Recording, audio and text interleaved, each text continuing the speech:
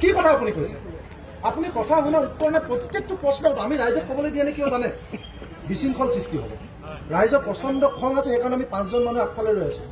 উকলুঙা কৰি ভেঙুচালি কৰি কথা নক'ব। ৰাইজক যদি ক'বলৈ দিওঁ একটা প্ৰশ্নৰ উত্তৰ আপুনি দিব নোৱাৰে, হয় নে নহয়? এতিয়া কাৰেণ্ট কিয় কাটিছে তেওঁ উত্তৰটো চাওকচোন। ৰাস্তা পদূলি বেয়া, তাৰমানে কাৰেণ্টটো বাছত যাব নে কি মেজিকত যাব নে পইচা চেভেনত যাব? প্ৰশ্ন নাই যদি উত্তৰ নিদিব। বিধায়কৰ কাৰোবাৰ সূত্ৰলিপি হয় এনেকুৱা দালাল অফিচাৰ থাকিলে ইয়াত ৰাইজৰ সমস্যা সমাধান নহয়। আপোনাৰ এটিটিউড মই অথনিৰ পৰা চাই আছোঁ। কথাখিনি সমস্যাখিনি কওক, 10খন বিল আপোনাক দেখুৱাই দিম। আপুনি কৈছে সৰু পথাৰ সমস্যা নাই, সৰু পথাৰ সমস্যা হয় নে নহয়? আপুনি কওক এইখিনি সৰু পথাৰ মানুহ নহয়।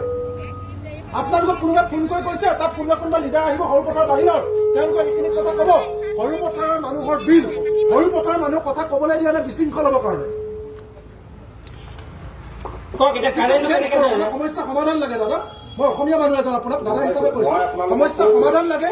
ৰেডিমেড প্ৰশ্ন উত্তৰ নিদিব, এইখিনি প্ৰশ্ন উত্তৰ দিব।